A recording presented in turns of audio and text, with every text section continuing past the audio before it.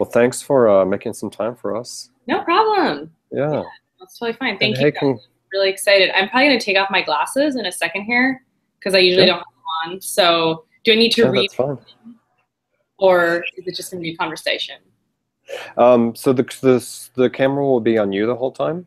Okay. The viewer won't see me. Okay. And you can take them off if you want to. That's Okay. fine. Do you want this higher or is it fine where it is? I think that it's looking fine. Like Muhammad Ali is there in the background, and Yeah, this is my husband's office. I needed someplace quiet. I was like, okay, I guess I'm just gonna use your office because the kids are yeah, time.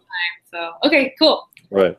Well, and I'm in Colorado. I'm on vacation, so Oh, thank you for doing this while you're on vacation. And I'm oh sorry that no, I couldn't do last week. I oh no, apologize. no, no. No problem at all. It's totally easy. So I am using the hotel's Wi-Fi. So if I like fade out, I'm not disconnecting on purpose. Okay. Just so you know. Okay. Yeah. So we'll talk for about 10 minutes. This is not live, and Okay. then we'll get the best. We'll put like the best 3 minutes up on the site. Okay. And do you want Yeah. me to look at you or look at the camera? Yeah. Just look at me. Look at you. Okay. Yeah, you're doing great. So I don't ever really get a chance to say this very often, but I was a Latin major in college, and one of the things that I loved about the novel is that we get a lot of fantasy that might be set in the future or in some kind of indistinct era, but you really took some nice cues from ancient Rome, and I just was curious about your interest there and where that comes from. Yeah. So I've actually always been interested in ancient Rome. When I was in 10th grade, I did this report on Nero, and I thought he was really frightening, but also really fascinating. And I became interested in the Julio-Claudian dynasty and all the crazy stuff that went on, like all the backstabbing and the politics and that whole era.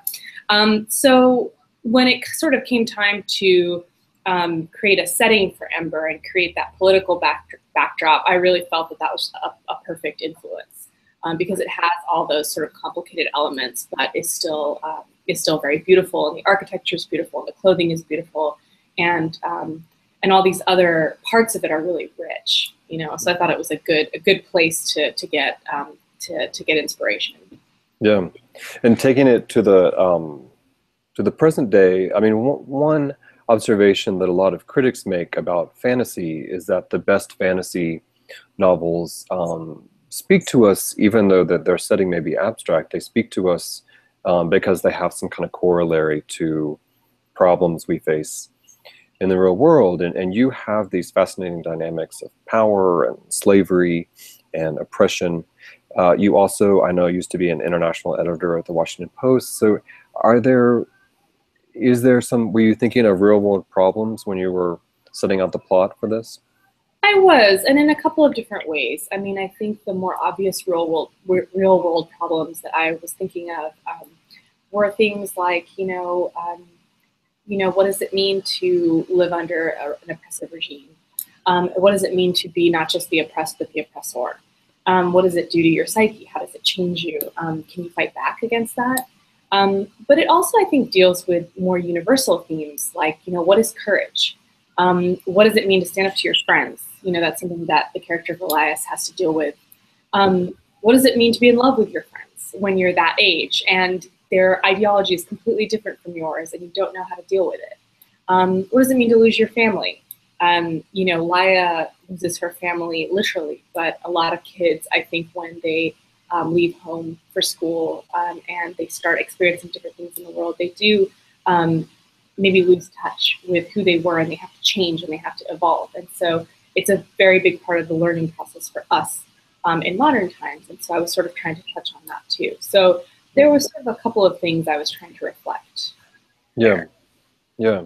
Well, you did a great job. And so, I mean, obviously the novel's connected with readers. You have this nice note on your website, thanking them for sort of clamoring and, with Penguin and your agent or whoever else, so that you're now writing a sequel. What do you think? I mean, are you hearing specific things that they really loved, or why do you think they're connecting with it so much? I hope they're connecting with it because it's an honest story. I think that I really, really tried to tell the truth, even if it wasn't always pleasant. I tried to create a world that was realistic.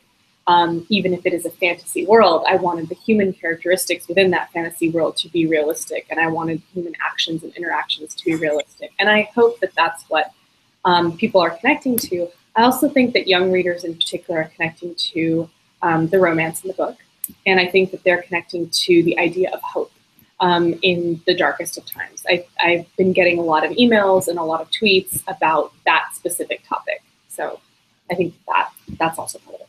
Yeah, and so in publishing, we talk quite a bit about how, you know, YA is like really I mean, that there are a lot of adults reading YA, Yeah. right? Yeah. So do you get that sense? I'm just curious with your book in particular. Is it? I mean, there's no hard numbers, I guess, but is it mostly teens you hear from, or adults, or do you even know? I'm hearing from both. I would say that recently I'm hearing far more from teens, which is great. I think early on, probably because it was going more toward established bloggers, the audience just happened to be a little bit older because they were getting the ARCs, the early copies. But I am definitely hearing more from teens now, you know, in terms of a lot of them will say, you know, I'm in 11th grade, or I just finished, you know, whatever, 10th grade, and I read your book, or I'm about to read your book and summer's just starting and I'm going to go into my senior year. So I'm definitely hearing a lot from teens, which is great. Well, that's who you wrote it for, right? Yeah, exactly. Yeah, exactly.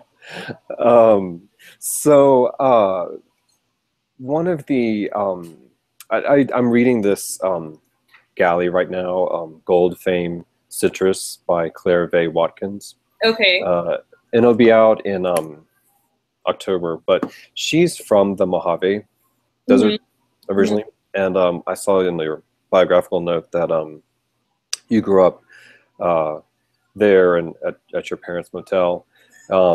This is going to be it's an adult kind of literary novel that's post-apocalyptic, and the whole idea is like there's no water, and the beauty of that is that that's actually quite real, you know. Yeah, in California right now, for there's sure. less and less water, but there was just something in your, you know, the way that you grew up that I thought, you know, there's totally a novel in that, but you write fantasy. Like, could you ever write reality-based stuff, or do you really have?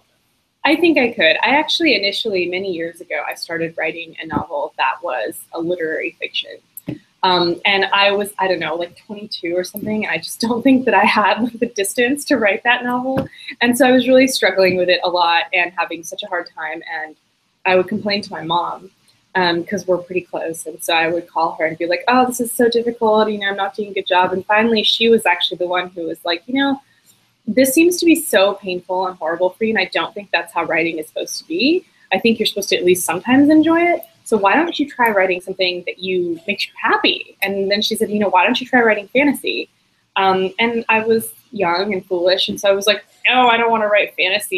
You know, like just because I read it doesn't mean that I should write it. And then, of course, it was a seed that got planted in my brain, and then a few years later, when I started working at the Post and was reading all these stories about all these terrible things happening in the world, the idea for the story settled into my head as a fantasy from the very beginning. So I think that maybe one day I will write content, but fantasy makes me so happy. It's just so much fun to write. So for now, I'm very, very happy to just stick to fantasy. Yeah. Well, that's not how most people get into fantasy, so that's a great story. So last question. You must be working on the sequel like right now. Yes. How's it going, and any tidbits you want to spill for us? I can't really spill any tidbits, but it is going really well. I'm just working hard on it and trying to make sure that my readers get something that is satisfying for them, and that is just as high quality, if not better, as the first book. So that's really what I'm focusing on, and the story is coming. You know, I tend to be sort of a slow writer, so you know, we'll see how it develops. Yeah.